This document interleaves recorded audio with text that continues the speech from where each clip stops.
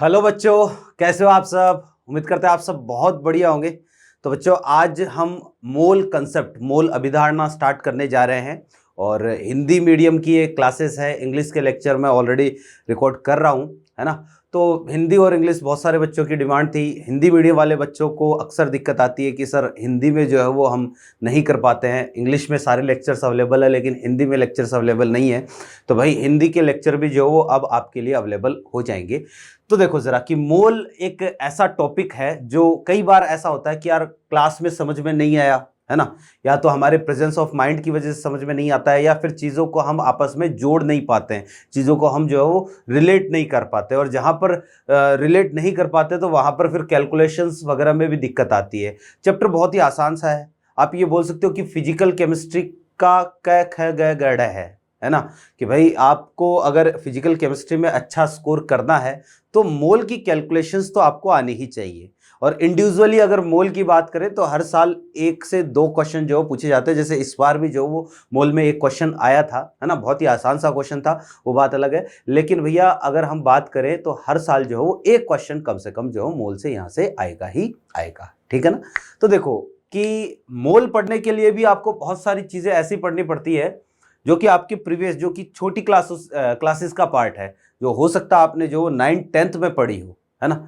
अब जैसे हम शुरुआत वहीं से करेंगे कि जो सबसे बेसिक चीज़ है ना, हम वहीं से स्टार्ट करेंगे।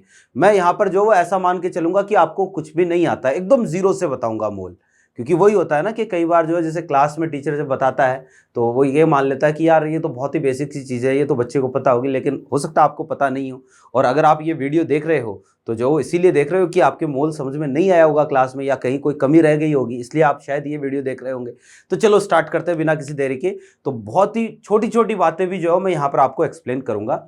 आओ जरा चर्चा करते हैं, है ना। तो देखो, मोल में सबसे पहले हम बात करेंगे भैया पदार्थ के बारे में। पदार्थ, ठीक है, कि पदार्थ क्या होता है। इंग्लिश में इसको हम बोलते हैं सब्सटेंस, ठीक है। मैं एक चीज बता देता हूं भैया, केवल आपको हिंदी नहीं, है ना, आपको जो है वो इंग्लिश की वोकेबलरी भी ध्यान में रखनी चाहिए। अब ऐसा क्यों?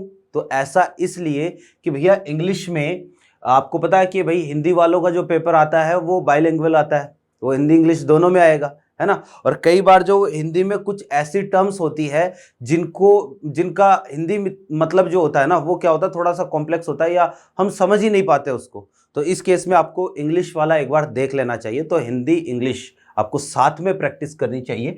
तो देखो जरा, पदार्थ क्या है। छोटी क्लासेस में हमने पढ़ा होगा कि पदार्थ क्या होता है, कि प्रत्येक वह चीज, है ना, या प्रत्येक वह वस्तु जिसका कुछ ना कुछ द्रव्यमान हो, है ना, या जो कुछ ना कुछ आयतन घेरती हो, जो कुछ ना कुछ जगह घेरती हो, स्थान घेरती हो, उसी को हम क्या बोलते हैं, पदार्थ बोलते हैं। कोई भी ऐसी चीज हो सकती है। जैसे मेरे हाथ में ये स्टाइलर है, तो भैया इसका ठीक ठाक द्रव्यमान भी है और ये कुछ आयतन भी घेरा, तो ये क्या माना जा सकता है, इसको हम पदार्थ बोल सकते हैं। अपना शरीर, ये भी क्या है, पदार्थ हो सकता है। आपके आसपास की कोई भी ऐसी चीज जिसका कुछ ना कुछ द्रव्यमान हो, जो कुछ ना कुछ स्थान घेरता हो, जगह घेरता हो, उसी को हम क्या बोलते हैं, पदार्थ बोलते हैं। तो यहां पर मैं लिखूंगा कि प्रत्येक वह चीज का मतलब जो आप समझ जाना, है ना। कई चीजें होती है जिनके लिए अपन को जो जनरल मतलब है, जनरल जो वर्ड है वही काम में लेना होता है, क्योंकि देखो चीजों को आसान करके हमें पढ़ना है ना। तो प्रत्येक वह चीज, ठीक है, जिसका कुछ ना कुछ, ठीक है, द्रव्यमान हो तथा जो स्थान ग्रहण करती हो, स्थान या आयतन ग्रहण करती हो, ठीक है, तो उसी को हम क्या बोलेंगे भैया, पदार्थ बोलेंगे, है ना। पदार्थ कहलाती है, ठीक है, पदार्थ कहलाती है, ठीक है। तो ये तो हुई एक बात, उसी को हम क्या बोलते हैं भैया जी, पदार्थ बोलते हैं। अब चलो भैया, पदार्थ की डेफिनेशन तो हो गई। अब अपने यहाँ पर पदार्थ जो है वो क्या काम में आएगा, है ना। तो आप देखो कि जो पदार्थ होता है ना, कि अगर हम किसी भी पदार्थ को क्लासिफाई करें, किसी भी पदार्थ को, तो आप 2 तरीके से इसको क्लासिफाई कर सकते हो, है ना। और ये जो क्लासिफिकेशन है ये हम संगठन के आधार पर कर रहे हैं कि इनमें कण कैसे है। तो पदार्थ जो वो 2 तरीके के हो सकते हैं। एक तो जिनको हम बोलते हैं भैया जी शुद्ध पदार्थ, शुद्ध पदार्थ, और जो दूसरे हैं उनको हम बोलते हैं भैया मिश्रण।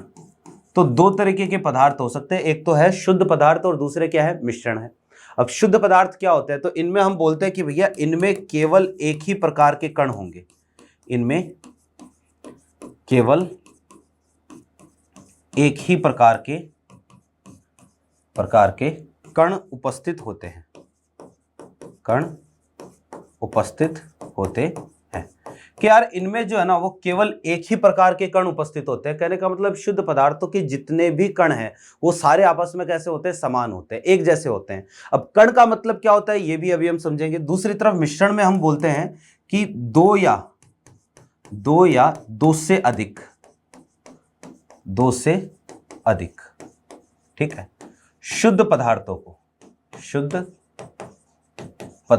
को है ना किसी भी अनुपात में, क्या है, किसी भी अनुपात में आपस में मिलाने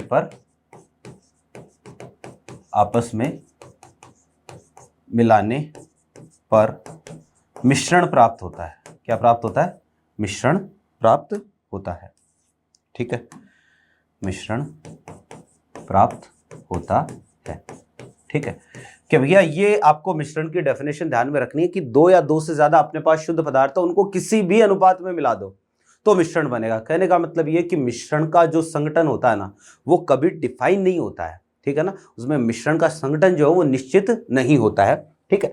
अब ये तो चलो शुद्ध पदार्थ और मिश्रण की बात हो गई। अब अगर हम बात करें ना कि यार देखो कि इसी को हमें थोड़ा सा आगे बढ़ाना है, तो जो शुद्ध पदार्थ होते हैं इनको हम फर्दर आगे क्या कर सकते हैं, क्लासिफाई कर सकते हैं। जो शुद्ध पदार्थ होते हैं इसको अगर आगे वर्गीकृत करना है वापस से, तो दो तरीके से वर्गीकृत कर सकते हैं। एक तो होते हैं तत्व, है ना, इसको इंग्लिश में हम बोलते हैं एलिमेंट्स, और दूसरे होते हैं भैया यौगिक, ठीक है, और इसको हम बोलते हैं इंग्लिश में कंपाउंड्स। तो जो शुद्ध पदार्थ होते हैं वो वापस से कितने तरीके के हो गए, दो तरीके के हो गए। और मिश्रण को अगर हम फर्दर क्लासिफाई करें तो मिश्रण वापस से दो तरीके का हो सकता है, ये आपने पढ़ा होगा। एक तो होता है समांगी मिश्रण, ठीक है, इंग्लिश में इसको हम बोलते हैं होमोजीनस, ठीक है, मिक्सचर। और दूसरा जो होता है वो होता है भैया जी विषमांगी मिश्रण, और इंग्लिश में इसको हम बोलते हैं हेट्रोजीनस, ठीक है, मिक्सचर। तो दो तरीके के मिश्रण हो गए, एक तो हो गया भैया हमारे पास होमोजीनस और दूसरा हो गया क्या, हेट्रोजीनस। दो मिश्रण हो गए। अब होमोजीनस मिश्रण या हेट्रोजीनस क्या होता है, इससे पहले हम एक बार तत्व और यौगिक के बारे में पढ़ लेते हैं। ध्यान से देखो जरा कि तत्व क्या है। तत्व मैंने कहा कि यार एक शुद्ध पदार्थों का एक प्रकार है ना, और शुद्ध पदार्थ का मतलब जिनमें सारे के सारे कण कैसे होते हैं, एक जैसे होते हैं, सारे कण सिमिलर होते हैं, उनको हम क्या बोलते हैं, शुद्ध पदार्थ बोलते हैं। तो यहां पर मैं ये बोलता हूं, देखो अभी मैंने कहा था ना कि ये कण का मतलब क्या है, तो कण का मतलब यहां हो सकता है या तो परमाणु हो सकता है या अणु हो सकता है। तो अगर तत्वों की बात करें तो हम बोलेंगे कि इनमें सभी परमाणु समान होंगे, ठीक है, कि यार जो तत्व है ना उसके जितने भी परमाणु है वो सारे के सारे कैसे होंगे, आइडेंटिकल होंगे, सारे के सारे समान होंगे। जैसे एग्जांपल के लिए आप ये देखना कि यार दुनिया में हाइड्रोजन के जितने भी परमाणु है ना, वो सारे के सारे कैसे, एक जैसे हैं। हाइड्रोजन के परमाणु कि भाई हाइड्रोजन का सैंपल आप चाहे अपने घर से ले आओ, चाहे लंदन, अमेरिका, ईरान, इराक से ले आओ, है ना, उनकी हर एक चीज सेम, उनका द्रव्यमान समान है, उनमें इलेक्ट्रॉनों की संख्या, प्रोटॉनों की संख्या, न्यूट्रॉनों की संख्या, हर चीज उनमें क्या होगी, सिमिलर होगी। तो एक ही तत्व के सारे परमाणु जो है वो आपस में कैसे होते हैं, एक जैसे होते हैं। जैसे ऑक्सीजन के सारे परमाणु आपस में समान है, नाइट्रोजन के सारे परमाणु आपस में समान है, सिल्वर हो गया, आयरन हो गया, कैल्शियम हो गया, ये सारे के सारे जो क्या है अपने पास तत्व है, क्योंकि इनके सारे परमाणु आपस में कैसे समान है। हाँ, अगर आप यहां कंपैरिजन करते हो दो अलग अलग तत्वों का, जैसे कंपैरिजन में हाइड्रोजन और ऑक्सीजन का करूं, ये गड़बड़ है भैया। हाइड्रोजन और ऑक्सीजन का करोगे तो ये तो अलग अलग होंगे, क्योंकि तत्व क्या हो गया, अलग हो गया ना। तो अलग अलग तत्वों के परमाणु अलग अलग होंगे, समान तत्वों के परमाणु समान होंगे। फिर आप देखो जरा कि जैसे इसी में अगर हम बात करें ना H2 की, तो यार देखो H भी तत्व है और H2 भी तत्व है। हम अक्सर बोल देते हैं कि यार H2 क्या होगा, H2 यौगिक ना, H2 यौगिक नहीं है। ऐसे ही O2 हो गया, O3 हो गया, P4 हो गया, S8 हो गया, भैया ये भी सारे के सारे क्या है, तत्व ही है। ध्यान रखना कि तत्व जो है वो क्या है, तो तत्व हमारे पास जो ये सारे तत्व है, ये भी सारे तत्व है। H2 हो गया, O2 हो गया, क्यों? क्योंकि यार H2 में दो परमाणु दोनों के दोनों कैसे हैं, समान है। O2 में दोनों परमाणु समान है, O3 में दोनों परमाणु कैसे हैं, समान है। तो जो है वो तत्व और अणु, तत्व और यौगिक, है ना, यौगिक की तरफ अभी चलेंगे। तत्व में सारे परमाणु कैसे होंगे, समान होंगे, ये ध्यान में रखना हमेशा, ठीक है। फिर देखो कि अब हम चलते हैं किसकी तरफ, यौगिक की तरफ। तो यौगिक जो है ना, इसमें हम ये बोलते हैं कि यौगिक में जितने भी अणु है वो सारे क्या होते हैं, समान होते हैं। कहने का मतलब एक जो यौगिक होगा उसके सारे अणु एक जैसे होंगे। तो मैं ये बोलूंगा कि इनमें सभी अणु समान होंगे, ठीक है। किंतु परमाणु भिन्न होंगे, परमाणु अलग अलग होंगे,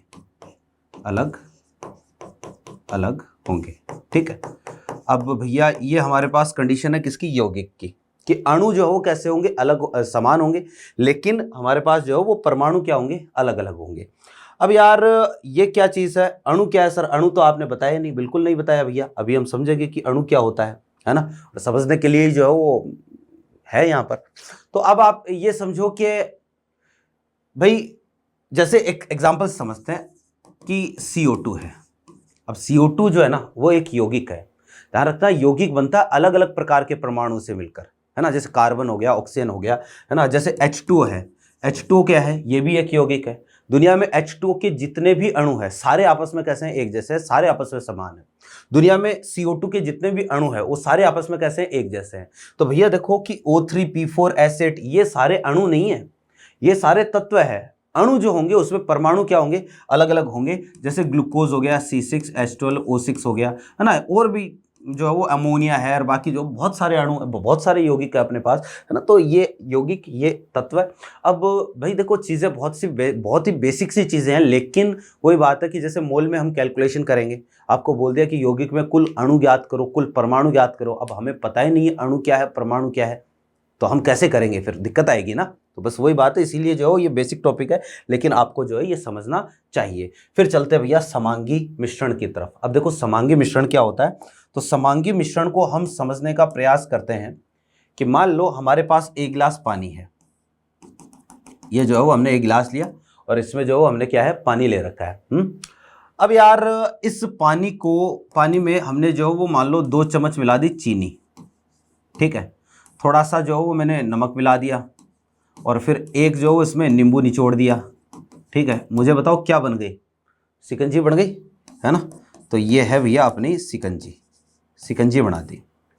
अब जो शिकंजी है, मैंने क्या किया भैया जी, इस शिकंजी में से एक सैंपल यहां से उठाया, एक सैंपल यहां से लिया, एक सैंपल यहां से लिया। मैंने यहां से 3 सैंपल उठाए, है ना। शिकंजी है, 3 सैंपल मैंने ले लिया। और ड्रॉपर लिया, जो बचपन में मम्मी घूंटी देती थी, तो वो ड्रॉपर लिया, उस घूंटी देने वाले ड्रॉपर से उठाया मैंने 3 सैंपल। सबसे पहले मैंने इस सैंपल को जो है टेस्ट किया, फिर मैंने जो दूसरे सैंपल को, फिर तीनों सैंपल को एक करके टेस्ट किया। तो मुझे बताओ क्या तीनों जगह से एक ही टेस्ट आएगा या अलग अलग टेस्ट आएगा? तीनों जगह से सेम टेस्ट आएगा।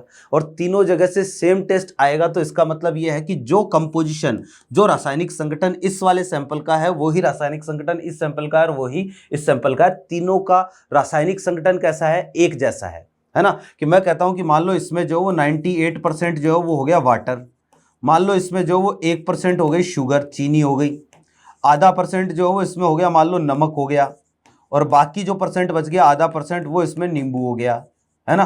तो ऐसी कंडीशन है। ये अगर इसका कंपोजिशन है तो भैया जी इस वाले सैंपल का कंपोजिशन भी यही रहेगा और इसका कंपोजिशन भी यही रहेगा। तीनों सैंपल का जो रासायनिक संगठन है वो कैसा है, एक जैसा है। तो हम समांगी में परिभाषित करते हैं, देखो परिभाषित जो सोचते हैं कि यार जो पूरी तरह से घुल जाए, है ना, अलग अलग तरीके के ख्याल आते हैं समांगी की बात करें तो। लेकिन आज के बाद में ये ध्यान में रखना कि जहां हम समांगी की बात करेंगे ना, वहां आपको एक ही चीज ध्यान में रखनी है कि मिश्रण के संपूर्ण आयतन का जो रासायनिक संगठन है ना वो एक जैसा होगा। पूरे आयतन का रासायनिक संगठन कैसा होगा, एक समान होगा। तो यहां पर मैं ये बोलूंगा कि संपूर्ण या मिश्रण के संपूर्ण आयतन का, है ना, कि भाई मिश्रण के संपूर्ण आयतन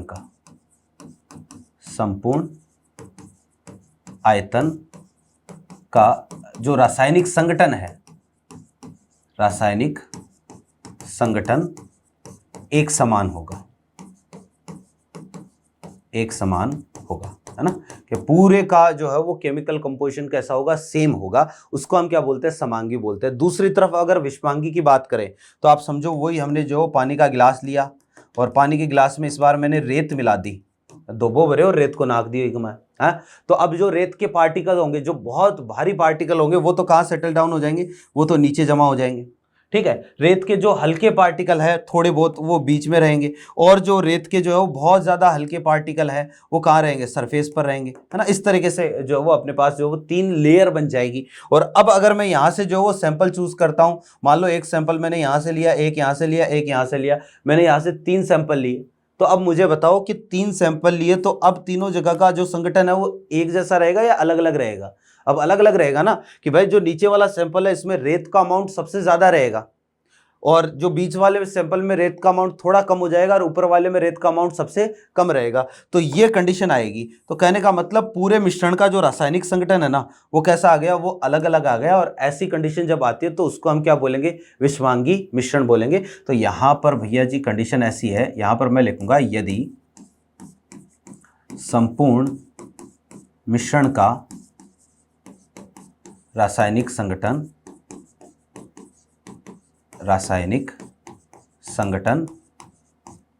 समान ना हो या असमान हो तो उसको हम क्या बोलते हैं भैया जी, विषमांगी मिश्रण बोलते हैं। एग्जाम्पल जो है वो बहुत सारे एग्जाम्पल है, जैसे पानी हो गया प्लस साथ में नमक हो गया, है ना, पानी प्लस चीनी है, पानी प्लस अल्कोहल है ना। ये सारे के सारे मिश्रण जो हो कैसे हो गए, एक तरीके से समांगी हो गए। दूसरी तरफ जो हो अगर मैं एग्जाम्पल देखूँ तो पानी प्लस जो हो, अभी हमने देखा रेत देखा, है ना, पानी प्लस तेल है, पानी प्लस तेल, तो ये भी जो हो कैसा होगा, अपने पास विषमांगी होगा, ठीक है ना। तो ये समांगी और विषमांगी दोनों जो है वो हमने क्लासिफाई कर लिया।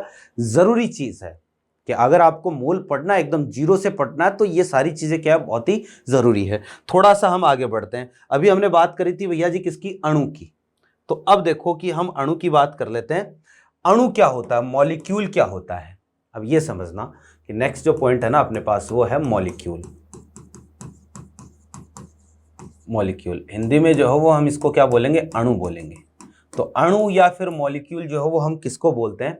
तो भैया देखो, दो या दो से ज्यादा समान या असमान, समान भी हो सकते हैं असमान भी हो सकते हैं, कि जो परमाणु है दो या दो से ज्यादा समान या असमान की प्रकार के परमाणु आपस में मिलकर क्या बनाते हैं, अणु बनाते हैं। तो जो है वो मैं इसको पहले लिख लेता हूं, फिर हम समझेंगे कि दो या दो से अधिक, ठीक है, समान या असमान प्रकार के परमाणु,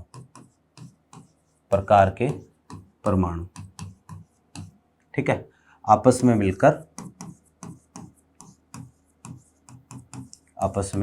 मिलकर अणु बनाते हैं,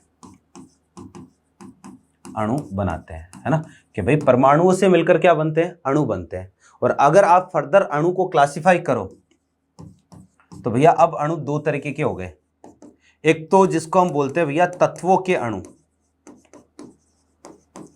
और दूसरे जो होते हैं ना इनको हम बोलते हैं यौगिक के अणु।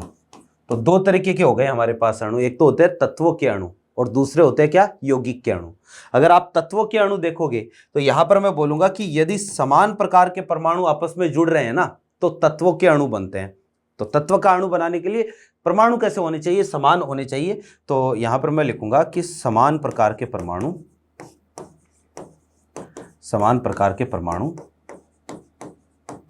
आपस में मिलकर तत्वों के अणु बनाते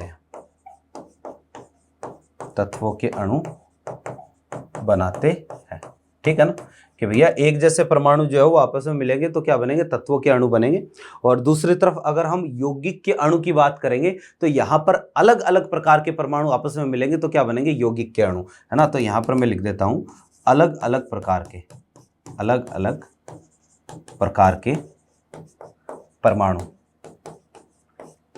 आपस में मिलकर यौगिक के अणु बनाते हैं। ठीक है, यौगिक के अणु बनाते हैं। ठीक है, अब देखो जरा कि ये हो गया तत्वों के अणु और यौगिक के अणु। एग्जाम्पल से समझ लेते हैं। जैसे यार अभी हमने देखा था कि एक हाइड्रोजन और दूसरा हाइड्रोजन दोनों मिलकर क्या बना लिए, H2 बना लिए। एक ऑक्सीजन दूसरा ऑक्सीजन मिलकर क्या बना लिए, O2 बना लिए। फॉस्फोरस के 4, phosphorus plus phosphorus plus phosphorus, ये चारों मिलकर क्या बना लिए भैया जी, P4 बना लिए, है ना। तो ये सारे के सारे जो होंगे ना, ये क्या होंगे भैया, ये होंगे तत्वों के अणु। कि यार यहां पर जो दोनों परमाणु समान है, यहां पर भी दोनों, यहां चारों परमाणु समान है, तो तत्वों के अणु। तो अभी कहा था ना कि तत्व क्या होता है, तत्व होता है जहां पर परमाणु कैसे हो गए, समान हो गए। और परमाणु समान हो गए तो उसी को क्या बोलते हैं, तत्व बोलते हैं। जबकि दूसरी तरफ देखना जरा कि यहां पर जो है ना, हम बोलेंगे जैसे एक कार्बन, एक ऑक्सीजन और दूसरा ऑक्सीजन मिलकर क्या बना लिए, CO2 बना लिए। एक हाइड्रोजन दूसरा हाइड्रोजन और एक ऑक्सीजन मिलकर जो क्या बना लिए, H2O बना लिए, है ना। और ऐसे ही एक नाइट्रोजन और एक हाइड्रोजन और एक हाइड्रोजन एक और हाइड्रोजन मिलकर जो क्या बना लिए, NH3 बना लिए। अब इनमें देखो परमाणु अलग अलग हो गए, है ना, कि यहाँ पर कार्बन ऑक्सीजन है, हाइड्रोजन ऑक्सीजन, नाइट्रोजन हाइड्रोजन है। तो परमाणु अगर अलग हो जाए तो वहां पर हम बोलेंगे ये यौगिक है।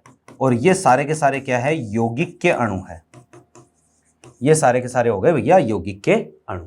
ठीक है, तो ये छोटा सा पॉइंट है जो कि आपको ध्यान में रखना है यहाँ पर, है ना। अब कई बार जो है वो क्वेश्चन यहाँ से बहुत ही बेसिक सा क्वेश्चन पूछ लेता है।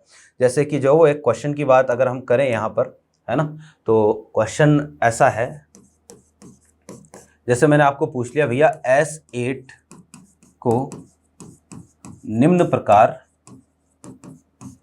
वर्गीकृत किया जा सकता है। ठीक है, कि S8 जो है ना वो क्या होगा, आपको ये पूछ लिया। 4 ऑप्शन दे दिए। सबसे पहला मैंने आपको दे दिया, जैसे मान लो ये है यौगिक, ठीक है। दूसरा मैंने दे दिया आयन, तीसरा मैंने दे दिया भैया तत्व, और चौथा मैंने दे दिया भैया ये है परमाणु। ठीक है, ये 4 चीजें दे दी। अब इनमें से जो S8 क्या है आपको ये पूछ रहा है, तो S8 जो अब तो आप बता सकते हो, है ना, कि क्या है, क्या ये यौगिक है ना भैया, यौगिक नहीं है। क्यों, क्योंकि यौगिक में जो परमाणु होते हैं वो क्या होते हैं, अलग अलग होते हैं। क्या ये आयन है ना, आयन नहीं है। क्यों, क्योंकि आयन पर कोई ना कोई आवेश होता है। क्या ये तत्व है, बिल्कुल भैया तत्व है, क्योंकि इसके सारे परमाणु कैसे आपस में समान है। क्या ये परमाणु तो हो ही नहीं सकता, है ना, क्योंकि बहुत सारे परमाणु, इसमें सल्फर के 8 परमाणु है, तो इंडिविजुअल एटम तो ये हो ही नहीं सकता। तो ये हो गई भैया हमारे पास बात किसकी, पदार्थ की, है ना। पदार्थ हो गया। अब पदार्थ के बाद में जो है वो अब हम डायरेक्टली आते हैं अपने टॉपिक पर। और टॉपिक है वही, देखो जरा कि मोल कंसेप्ट अगर आपको पढ़ना है तो आपको सबसे पहले परमाणु भार के बारे में पढ़ना पड़ेगा, है ना। तो टॉपिक अपना यही है, परमाणु भार। ठीक है, कि भाई परमाणु भार बोल दो, या फिर इसको हम सापेक्ष परमाणु भार भी बोल सकते हैं, सापेक्ष परमाणु भार। ठीक है, और इंग्लिश में इसको हम बोल देंगे रिलेटिव एटॉमिक मास। ठीक है, सापेक्ष परमाणु भार, रिलेटिव एटॉमिक मास या परमाणु भार। देखो क्या होता है कि जैसे ही मैं परमाणु भार बोलता हूं ना, तो शायद जो दिमाग में एक चीज आती होगी कि यार परमाणु भार का मतलब एक परमाणु का भार। लेकिन ध्यान रखना, परमाणु भार का मतलब जो है वो एक परमाणु का भार नहीं होता है ना। ये उससे थोड़ा अलग है कि परमाणु भार या सापेक्ष परमाणु भार या फिर एक परमाणु के भार में अंतर है। अब क्या अंतर वो तो अभी हम समझेंगे, लेकिन यहां पर एक शब्द है अपने पास सापेक्ष, रिलेटिव। तो सबसे पहले आप सापेक्ष शब्द का मतलब समझो कि यार सापेक्ष का क्या मतलब है। तो मैं एक चीज बता देता हूं, सापेक्ष जो शब्द है ना, इसका मतलब होता है दो चीजों की तुलना करना, कि आपको जो दो चीजों का क्या करना है, कंपैरिजन करना है, दो चीजों की तुलना करनी है। अब किसकी तुलना करनी है, तो भैया देखो जरा, जैसे आपके जो है वो एग्जाम होता है, मान लो 100 नंबर का एग्जाम हुआ और तुम्हारे 100 में से जो है वो 90 नंबर आ गए, तो इसको हम ऐसे तो लिखते थे कि 100 में से कितने आए, 90 आए। कैसे कि यार आपने तुलना किसके साथ करी, 100 के साथ, और तुम्हें मिला कितना, 90। तो वास्तव में जो है ना, हम जिसके साथ तुलना करते हैं उसको नीचे की तरफ रखा जाता है और जिसकी तुलना करते हैं उसको ऊपर की तरफ रखा जाता है। ये चीज आप याद रखना, हम आगे भी जो है वो ऐसा काम में लेंगे, आगे भी ये सापेक्ष वर्ड बार बार आएगा। तो जिसके साथ तुलना करते हैं ना उसको कहाँ रखेंगे, नीचे की तरफ रखेंगे, जिसकी तुलना करेंगे उसको कहाँ रखेंगे, ऊपर की तरफ रखेंगे। क्लियर है बात। अब देखना कि यहां पर जो है वो हम तुलना कर रहे हैं, किसके साथ तुलना करेंगे, तो भैया सापेक्ष परमाणु भार में हम तुलना करते हैं कार्बन 12 के सापेक्ष। किसके साथ तुलना करेंगे, कार्बन 12 के सापेक्ष तुलना करते हैं। और यह चीज ध्यान भी रखनी है कि कई बार पूछ लेता कि आधुनिक परमाणु भार का पैमाना निम्न में से किस पर आधारित है, तो वो कार्बन 12 पर आधारित होता है। मैं यहां पर लिख देता हूं एक पॉइंट कि भाई आधुनिक या परमाणु भार का, परमाणु भार का आधुनिक पैमाना, आधुनिक पैमाना कार्बन 12 पर आधारित है। ठीक है कि यार परमाणु भार का जो मॉडर्न है ना कंसेप्ट, वो किस पर आधारित है, कार्बन 12 पर आधारित है। कार्बन 12 कार्बन का एक समस्थानिक होता है ना। अब परमाणु भार क्या होता है ये समझना जरा कि परमाणु भार जो है वो होता क्या है। तो भाई परमाणु भार के लिए जो है वो हम ये बोलेंगे कि,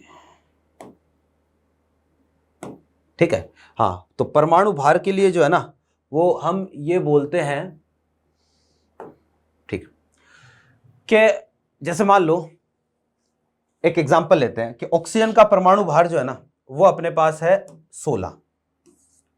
ऑक्सीजन का परमाणु भार कितना है, 16 है। ठीक है, अब इसका मतलब यह है कि यार ऑक्सीजन का एक परमाणु कार्बन 12 के 12वें हिस्से से 16 गुना ज्यादा भारी। आप समझो जरा इसको जो है मैं आपको यूं बताता हूं कि जैसे मान लो कि कार्बन 12 के सापेक्ष याद करना है ना, तो ये है अपने पास कार्बन 12। अब इसके सापेक्ष कैसे जो है वो हम कंपैरिजन करते हैं, कार्बन 12 के टुकड़े कर दो 12, तो इसके जो है मैंने 12 टुकड़े कर दिए ऐसे करके। ठीक है, और भैया ये इसका है 12वां टुकड़ा, कार्बन 12 के जो है वो हमने 12 टुकड़े करे, है ना। अब ये वाला जो टुकड़ा है वो इसका कौन सा टुकड़ा है, ये है भैया इसका 12वां टुकड़ा, 12th पार्ट। ठीक है, तो अब देखो कि किसी भी तत्व का परमाणु भार आपको यह बताता है कि उस तत्व का एक परमाणु कार्बन 12 के इस 12वें हिस्से से कितने गुना ज्यादा भारी है, कि तत्व का एक परमाणु कार्बन 12 के 12वें हिस्से से कितने गुना ज्यादा भारी है, वही उसका क्या होता है, परमाणु भार होता है। जैसे एग्जांपल के लिए यार ऑक्सीजन है, तो ऑक्सीजन का परमाणु भार हम कितना बताते हैं, 16 बताते हैं ना। इसका मतलब यह है कि ऑक्सीजन का एक परमाणु कार्बन 12 के इस 12वें हिस्से से 16 गुना ज्यादा भारी है, 16 गुना ज्यादा भारी। जैसे मान लो हम बताते हैं यार नाइट्रोजन का कितना होता है, 14 होता है। जैसे सोडियम का कितना होता है, 23 होता है ना। जैसे हीलियम का कितना होता है, 4 होता है। जैसे आयरन का कितना होता है, आयरन का होता है 56। तो अब इनका मतलब यह है कि यार नाइट्रोजन का एक परमाणु कार्बन 12 के इस 12वें हिस्से से 14 गुना ज्यादा भारी है। सोडियम का एक परमाणु कार्बन 12 के 12वें हिस्से से 23 गुना ज्यादा भारी है। यहां पर हीलियम का एक परमाणु कार्बन 12 के 12वें हिस्से से 4 गुना ज्यादा भारी है। यहां पर जो आयरन का एक परमाणु कार्बन 12 के 12वें हिस्से से 56 गुना ज्यादा भारी है। यह हमारे पास क्या होता है, सापेक्ष परमाणु भार होता है। कि किसी तत्व का परमाणु भार या सापेक्ष परमाणु भार क्या प्रदर्शित करता है, किसी तत्व का सापेक्ष परमाणु भार यह प्रदर्शित करता है कि उस तत्व का एक परमाणु कार्बन 12 के 12वें हिस्से से कितने गुना ज्यादा भारी है। ठीक है ना, तो ये है भैया अपने पास सापेक्ष परमाणु भार की डेफिनेशन। अभी जो है वो हम इसी का मैथमेटिकल फॉर्म भी पढ़ेंगे और फिर हम ये भी देखेंगे कि अगर इस पर क्वेश्चन आता है तो क्वेश्चन कैसे आता है। सबसे पहले जो है मैं इसको लिख देता हूं कि भैया सापेक्ष परमाणु भार का मतलब क्या है ना। तो यहां पर मैं ये लिखूंगा कि किसी तत्व का सापेक्ष परमाणु भार, सापेक्ष परमाणु भार यह दर्शाता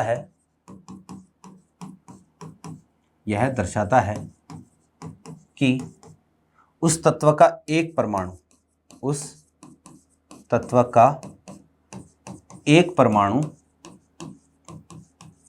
है ना कार्बन 12 के एक परमाणु के भार के 12वें भाग से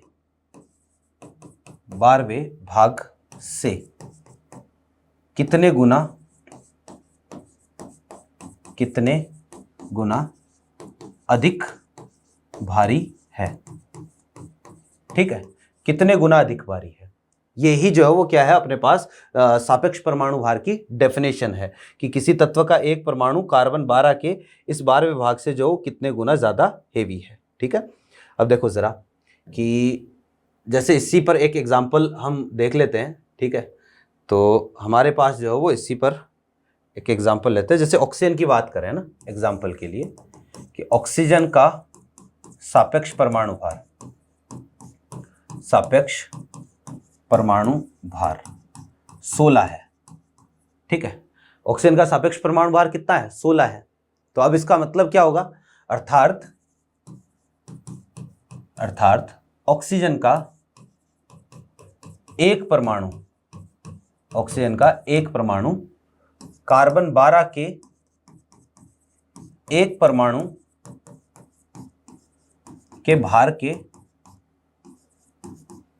12वें हिस्से से या 12वें भाग से 16 गुना, ठीक है, कि 12वें भाग से 16 गुना अधिक भारी है। तो ये हमारे पास जो किसका मतलब हो गया भैया? सापेक्ष परमाणु भार का मतलब हो गया। जैसे हाइड्रोजन का परमाणु भार कितना होता है? 1 बताते हैं ना, तो इसका मतलब ये है कि हाइड्रोजन का एक परमाणु कार्बन 12 के इस 12वें भाग से कितने गुना भारी है? 1 गुना भारी है। कहने का मतलब कार्बन 12 के 12वें भाग का द्रव्यमान और हाइड्रोजन का द्रव्यमान दोनों क्या है? बराबर है। ठीक है ना।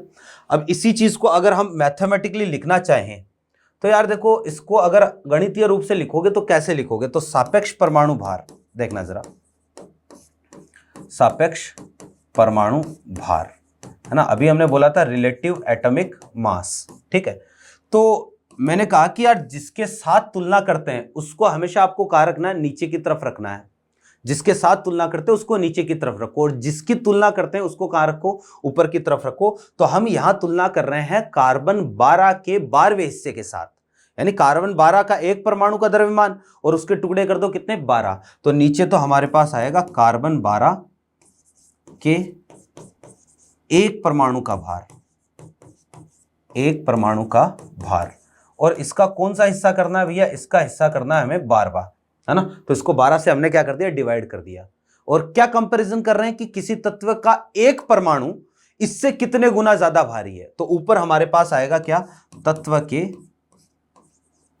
एक परमाणु का भार, तत्व के एक परमाणु का भार। क्या किसी तत्व का एक परमाणु कार्बन 12 के इस 12वें हिस्से से कितने गुना भारी है, उसको हम क्या बोलेंगे? सापेक्ष परमाणु भार बोलेंगे। तो अब आप समझना जरा कि यार देखो, सापेक्ष परमाणु भार, एक तो ये तो सापेक्ष परमाणु भार है, और ये क्या है? तत्व के एक परमाणु का भार है। इन दोनों में क्या होता है? अंतर होता है, फर्क होता है इन दोनों में, कि ये जो है ना, ये सापेक्ष परमाणु, ये एक सापेक्ष चीज है, किसी के साथ तुलना करके बाद में निकाली गई है, जबकि तत्व के एक परमाणु का वास्तविक भार तुलना करके निकाला है। तो हमें यह बताना कि भाई ये इसकी तुलना में कितने गुना ज्यादा भारी है। ठीक है ना।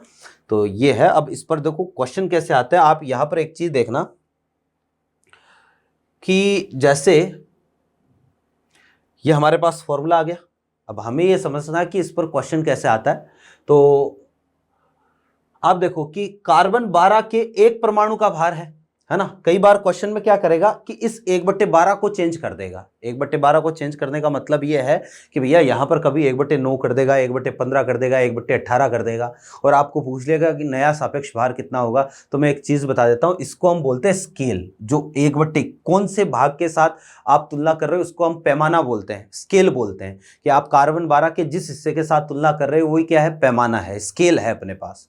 तो अगर स्केल बदल दोगे तो कार्बन 12 के एक परमाणु का भार कभी नहीं बदलेगा। अगर आप स्केल बदल दोगे तो तत्व के एक परमाणु का भार कभी नहीं बदलेगा। जो वास्तविक भार है ना, वो कभी चेंज नहीं होता है। तो चेंज क्या होता है? तो चेंज होता है भैया सापेक्ष भार। जैसे मान लो एग्जांपल के लिए, मुझे मेरा द्रव्यमान, मान लो मेरा भार है 80 kg, ए जो है उसका भार कितना है 80 केजी। एक बी है, बी का भार है मान लो 60 केजी, और एक सी है, सी का भार है मान लो 70 केजी, है ना, ऐसी कंडीशन है। अब मुझे क्या करना है यार, ए का भार बी के सापेक्ष निकालना है कि ए का बी के सापेक्ष भार क्या है। तो ए का बी के सापेक्ष निकालूंगा तो ऊपर तो आएगा ए, नीचे आएगा कितना बी, क्योंकि जिसकी सापेक्ष ज्ञात करते हैं, जिसके साथ तुलना करते हैं उसको नीचे रखते हैं। तो जो वो इसका 60 आया और ए का कितना 80, तो ये कैंसिल हुआ, ये आ गया 4/3। ठीक है, कहने का मतलब ए का बी के सापेक्ष भार आया 4/3। अब मैंने कहा नहीं यार मैं तो सी के सापेक्ष ज्ञात करना चाहता हूं, तो नीचे आएगा सी का भार, ऊपर आएगा ए का भार, तो 80 बट्टे नीचे कितना 70, तो ये आया कितना 8/7। क्लियर है बात। अब देखना जरा कि हमने क्या किया, यहां पर ये कंपैरिजन का स्केल बदल दिया कि मैंने कहा कि यार नहीं मैं तो बी के सापेक्ष नहीं सी के सापेक्ष याद करूंगा। तो मुझे बताओ स्केल बदलने पर क्या वास्तव में ए का जो वास्तविक भार है वो बदल गया क्या? नहीं बदला ना, ये यहां भी 80 है और यहां पर भी कितना है 80 है। मुझे बताओ स्केल बदलने पर बी का भार बदल गया या सी का भार बदल गया क्या? ना, ये 60 ही रहेगा, ये 70 ही रहेगा। लेकिन अगर आपने तुलना करने वाली चीज बदल दी, तुलना करने वाला परमाणु या तुलना करने वाली राशि बदल दी, तो आप देखो जो सापेक्ष वैल्यू थी ना वो बदल गई कि ए का सापेक्ष भार यहां पर कितना है 4/3 और यहां ए का सापेक्ष भार कितना हो गया 8/7 हो गया। कहने का मतलब अगर आप स्केल को बदल देते हो तो जो रिलेटिव चीज है ना, जो सापेक्ष राशि है उसका मान बदल जाएगा, सापेक्ष राशि का मान बदल जाएगा, लेकिन जो वास्तविक मान है ना, वास्तविक जो वैल्यू है वो चेंज नहीं होगी। और बस इसी कंसेप्ट को हमें समझना था। अब इसी को काम में लेते हुए हमें क्या करना है भैया जी, क्वेश्चन को सॉल्व करना है। जैसे मैं यहां से ऐसा बोल सकता हूं कि अगर आप इस 12 को ऊपर भेजो, मैंने कहा ना ये 12 क्या है, इसको हम स्केल बोलते हैं। ठीक है, हम स्केल इसको बोलेंगे। तो ये स्केल जो है देखो, ये हमेशा तत्व के एक परमाणु का भार कांस्टेंट रहेगा, ये चेंज नहीं होगा। कार्बन 12 के एक परमाणु का भार कांस्टेंट रहेगा, ये चेंज नहीं होगा। तो आप इस स्केल को कहां लेके चले जाओ, ऊपर लेके चले जाओ। अगर ऊपर लेके जाओगे ये दोनों चीजें कांस्टेंट है, तो मैं यहां से ऐसा बोल सकता हूं कि जो रिलेटिव एटॉमिक मास होगा ना, ये डायरेक्टली प्रोपोर्शनल होगा किसके, स्केल के। ये जो रिलेटिव एटॉमिक मास होता है वो स्केल के क्या आता है, सीधे समानुपाती आता है, डायरेक्टली प्रोपोर्शनल होता है। और अगर ये इसके डायरेक्टली प्रोपोर्शनल है तो मैं यहां से ऐसा बोल सकता हूं relative atomic mass 1 divide by relative atomic mass 2 is equal to, ये आएगा भैया जी हमारे पास स्केल 1 डिवाइड बाय स्केल 2। ठीक है, ये एक रिलेशन आएगा। और इसी रिलेशन पर अब हमें क्या करते हैं, क्वेश्चन सॉल्व करते हैं। जैसे एक क्वेश्चन लेते हैं इस पर, है ना।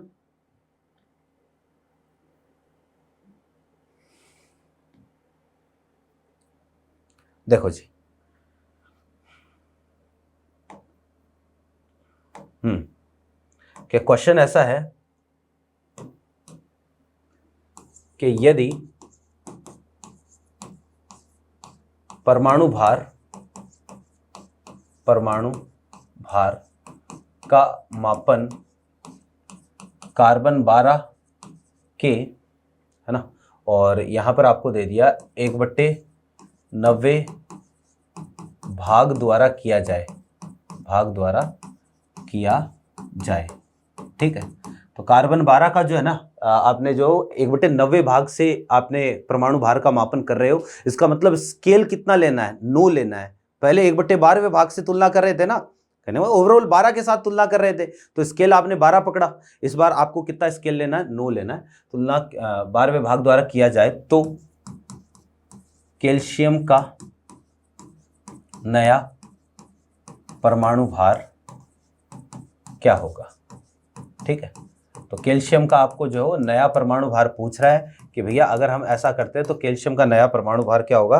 बहुत ही सिंपल सा काम है, देखना जरा कि मैंने कहा कि relative atomic mass 1 divide by relative atomic mass 2। ठीक है, ये हमारे इक्वल होगा, हमारे पास होगा स्केल 1 डिवाइड बाय नीचे आ जाएगा क्या, स्केल 2 के इक्वल हो जाएगा।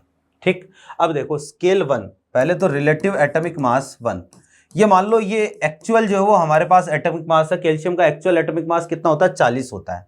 ठीक है, तो ये तो कैल्शियम का एक्चुअल एटॉमिक मास है। स्केल 1 हम मान लेते हैं किसको है, ये है 12वां, है ना, कि 12 स्केल पर जो एटॉमिक मास कितना मिलता है, 40 मिलता है। तो अब आपको क्या पूछ रहा है, रिलेटिव एटॉमिक मास 2 पूछ रहा है, और आपको जो स्केल 2 कितना दे दिया, स्केल 2 दे दिया भैया कितना 9। क्लियर है बात। तो बस वैल्यू रखो, रिलेटिव एटॉमिक मास 1 कितना 40 divide by relative atomic mass 2 is equal to scale 1 कितना 12 और ये कितना हो गया 9 हो गया, है ना। तो यहाँ से जो ये कैंसिल हो जाएगा, है ना, 10 और ये कितना आया 3 और ये 3 कैंसिल, तो रिलेटिव एटॉमिक मास 2 ये हमारे पास कितना आ जाएगा, ये आ जाएगा भैया जी 30, ठीक है ना। तो इस तरीके का क्वेश्चन जो है यहाँ से पूछा जा सकता है। तो देखो कि नेक्स्ट जो है ना, इसी पर एक क्वेश्चन और करते हैं, सेम ऐसा ही, ठीक है ना। देखो जरा,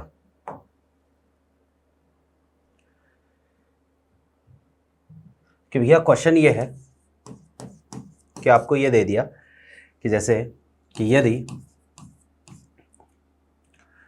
परमाणु भार को या परमाणु भार का मापन कार्बन 12 के 1/15वें भाग द्वारा किया जाए, ठीक है, तो एक तत्व का परमाणु भार 120 प्राप्त होता है, ठीक है। तो तत्व का परमाणु भार कितना मिला 120 प्राप्त हो, तो वास्तविक पैमाने पर तत्व का परमाणु भार क्या होगा, ठीक है। तो वास्तविक पैमाने पर तत्व जो है ना उसका परमाणु भार का मतलब वास्तविक पैमाने पर उसका परमाणु भार कितना होगा आपको ये बताना है। तो सेम क्वेश्चन सेम कंसेप्ट का है ना। आप तो वही तरीका काम में लोगे जो अभी हमने लगाया है कि भाई सबसे पहले हम क्या करेंगे, वही कि अपना फॉर्मूला क्या कहता है। तो देखना कि तरीका हमारे पास है relative atomic mass 1 divide by relative atomic mass 2 is equal to, मैंने क्या बताया, स्केल 1 अपॉन स्केल 2। तो वास्तविक पैमाने का मतलब हो गया अपने पास जो स्केल 1 है, जो ओरिजिनल स्केल है वो हमें लेना है। तो रिलेटिव एटॉमिक मास 1 इस बार आपको ये पूछा है ना, और रिलेटिव एटॉमिक मास 2 ये आपको गिवन है। कितना गिवन है भैया, ये आपको दिया है 120। और स्केल 1, तो स्केल 1 जो है वो कितना होता है 12 का होता है, 1/12 के साथ कंपैरिजन करते हैं। और स्केल 2, तो स्केल 2 जो है वो कितना है, स्केल 2 हमारे पास है भैया जी इस बार 15 का लेना है। तो बस केवल वैल्यूज रखनी है, आंसर आ जाएगा। तो relative atomic mass 1 divide bye नीचे कितना आएगा 120 आएगा इज इक्वल टू यहाँ पर 12 और नीचे कितना आ जाएगा 15 आ जाएगा। तो इसको मैं कैंसिल कर देता हूँ, 4 बाय कितना आ गया 3 और ये कितना आ गया 40 आ गया। तो रिलेटिव एटॉमिक मास 1 जो एक्चुअल है ना उसका वो कितना है 160 है, ठीक है ना। तो इस तरीके का क्वेश्चन जो है यहाँ से पूछा जा सकता है। आई होप मेरी बातें आपके समझ में आ गई होगी। अब थोड़ा सा जो है वो हम आगे बढ़ते हैं। तो भैया देखो, एक तो हो गया हमारे पास क्या, रिलेटिव एटॉमिक मास, ठीक है। अब कई बार क्या होता है ना कि जैसे हमने कहा कि यार हाइड्रोजन का जो एक परमाणु है वो कार्बन 12 के 12वें हिस्से से 1 गुना भारी है ना। जैसे कार्बन का जैसे नाइट्रोजन का एक परमाणु कार्बन 12 के 12वें हिस्से से 14 गुना भारी है। तो समस्या ये है कि जैसे मान लो कि हमारे पास जो है वो है हाइड्रोजन है। जैसे हाइड्रोजन के 3 समस्थानिक होते हैं 1H1 1H2 और 1H3, ठीक। तो इसके बारे में हम बोलेंगे कि यार ये हाइड्रोजन का परमाणु कार्बन 12 के 12वें हिस्से से 1 गुना भारी है, ये वाला परमाणु कार्बन 12 के 12वें हिस्से से 2 गुना भारी है और ये वाला कार्बन 12 के 12वें हिस्से से 3 गुना भारी है, ठीक है ना। अब यार हमें मान लो कोई कैलकुलेशन करनी है, तो उस कैलकुलेशन में हम कितना लें, हम 1 गुना भारी माने या 2 गुना भारी माने या इसको हम 3 गुना भारी माने, हम इसको कितने गुना ज्यादा भारी माने। तो अगर ऐसी समस्या है तो हमने कहा कि यार एक काम करो ना, तीनों का आप एवरेज ले लो, है ना, और तीनों का एवरेज जो निकल के आता है वो आता है 1.008, ठीक। जैसे क्लोरीन है, क्लोरीन के 2 समस्थानिक 17 क्लोरीन 35 और 17 क्लोरीन 37। तो अब यार हम जो है वो परमाणु भार या इसका सापेक्ष परमाणु भार कितना माने, हम 35 माने या 37 माने, कि इसका एक परमाणु कार्बन 12 के 12वें हिस्से से 35 गुना भारी है, 37 गुना भारी है। अब हम इसका कितना माने, 35 माने 37 माने। तो कहा कि यार एक काम करो एवरेज ले लो, और इन दोनों का एवरेज निकल के आता है 35 पॉइंट कितना 5, ठीक है। अब यार देखो जरा कि जो परमाणु भार है ना इसी के बेसिस पर कि ये 35.5 है, कि हम बोलेंगे कि यार क्लोरीन का एक परमाणु औसतन 35.5 गुना जो वो क्या है, ज्यादा भारी है।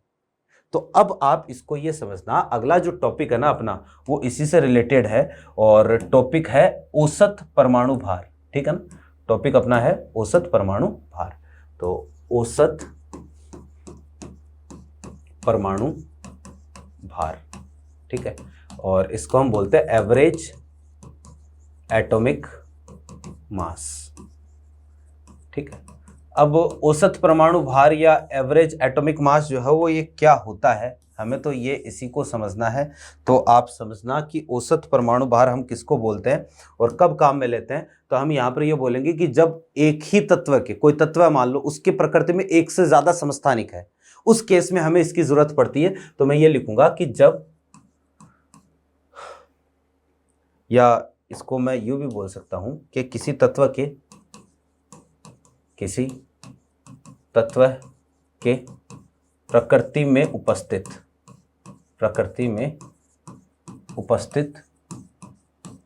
सभी समस्थानिकों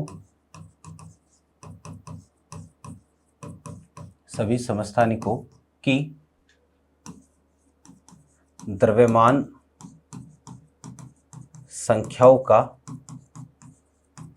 औसत, ठीक है, औसत परमाणु भार कहलाता है। औसत परमाणु भार कहलाता है। ठीक है, ये हमारे पास कंडीशन है कि कोई तत्व है, तो एक तत्व के प्रकृति में जितने भी समस्थानिक मौजूद है, जितने भी समस्थानिक है, तो सारे समस्थानिकों की द्रव्यमान संख्याओं का जो औसत है ना, उसको हम क्या बोलेंगे, औसत परमाणु भार बोलेंगे।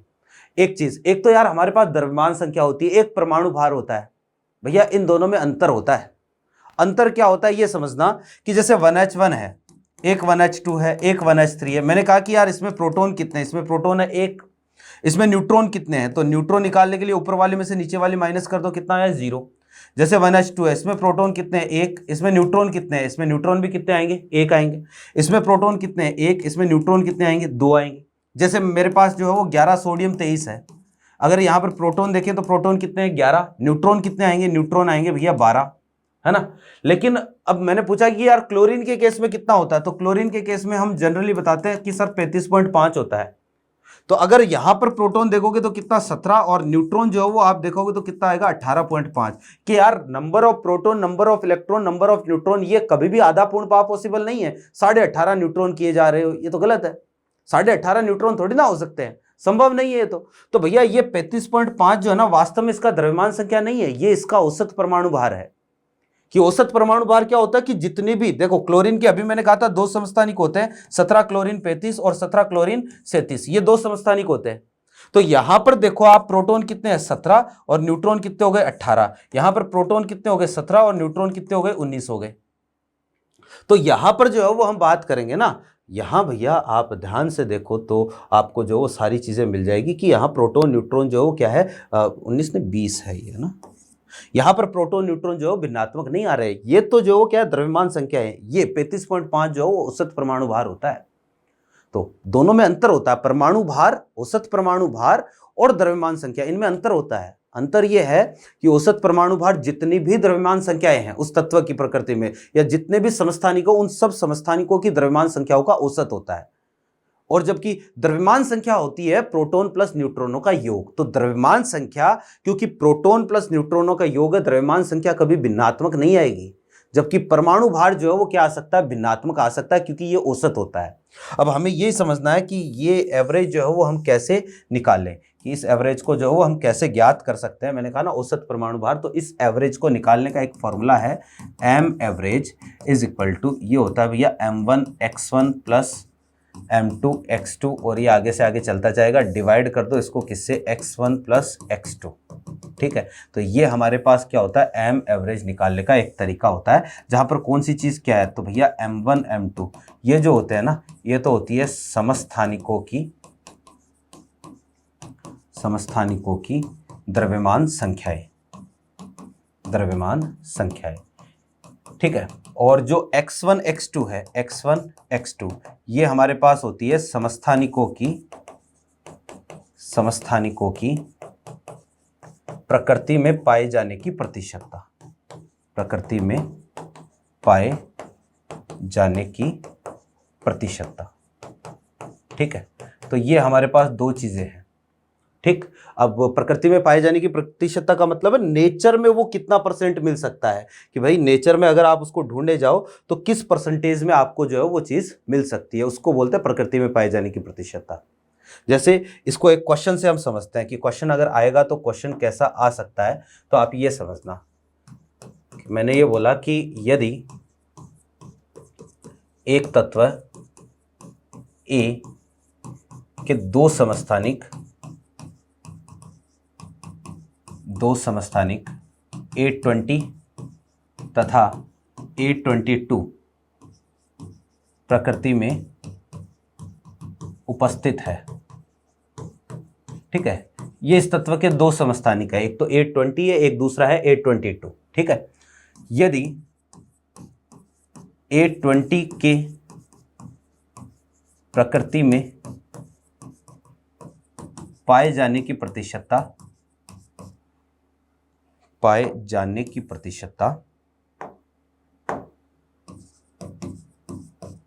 जाने की प्रतिशतता 80% है ना, तो ए का औसत परमाणु भार ज्ञात कीजिए। औसत है ना, तो ए का औसत परमाणु भार ज्ञात कीजिए। ठीक है, जैसे ये क्वेश्चन है आपको, है ना, ए का औसत परमाणु भार पूछ लिया, यह है पाए जाने की प्रतिशतता। ठीक है, तो सीधा सा काम, हमारे पास एक ही फॉर्मूला है भैया इसको निकालने का, और फॉर्मूला अभी जो मैंने बताया था आपको क्या है, एम एवरेज निकालने का तरीका हमारे पास क्या रहेगा, m1x1 plus m2x2 divide by नीचे कितना आ जाएगा, x1 प्लस x2। तो अब आप देखो जरा कि यहाँ पर एक तो है हमारे पास A20, एक है कितना A22, तो m1 की वैल्यू तो आ गई कितनी 20 और m2 की वैल्यू आ गई कितनी 22। और प्रकृति में पाए जाए नेचर में किस परसेंटेज में मिलते हैं, तो x1 की वैल्यू जो है ना ये आपको दे दी कितनी 80%, तो x2 कितना आ जाएगा भैया, ये 20% आ जाएगा। बस केवल वैल्यू रख दो कि हम बोले कि यार ये तो जो है वो कार्बन 12 के बार वैसे से 20 गुना भारी है, ये 22 गुना भारी है। अब कोई कैलकुलेशन करनी हो तो हम 20 ले या 22 ले, तो दोनों का औसत ले लेते हैं। और ये औसत निकालने का तरीका जो है ये रहा, तो एम एवरेज ये मैं कैसे निकालूंगा, एम एवरेज निकालूंगा, m1 की वैल्यू रखो 20 और ये रखो कितना 80 प्लस ये रखो 22 और ये रख दो कितना 20 और टोटल कितना कर दो 100 कर दो। सॉल्व करते हैं इसको, तो यहाँ पर मैं लिख देता हूँ M average is equal to, ये देखो ध्यान से कितना आएगा 1600 प्लस ये कितना आ जाएगा 440 डिवाइड बाय टोटल कितना 100। ठीक है, तो ये आ गया अपने पास कितना 2040 डिवाइड बाय कितना 100, तो आंसर इज 20.4। कि हम बोलेंगे कि ए का जो एक परमाणु है ना वो कार्बन 12 के बारहवें हिस्से से औसतन 20.4 गुना ज़्यादा भारी है। ठीक है, तो ये है भैया हमारे पास परमाणु भार, औसत परमाणु भार। अगली क्लास में हम इसी पर कुछ क्वेश्चन और देखेंगे कि और भी जो हो कई अलग अलग तरह के क्वेश्चन बन सकते हैं। और फिर नेक्स्ट क्लास में ही हम अणुभार भी पढ़ेंगे, ग्राम अणुभार भी पढ़ेंगे, इसके बाद में हम मोल पर आएंगे। ठीक है ना, तो ये मोल पढ़ने के लिए सारी चीज़ें ज़रूरी है। क्लियर है बात? तो यहाँ से मिलते हैं हम नेक्स्ट क्लास में, तब तक के लिए थैंक यू।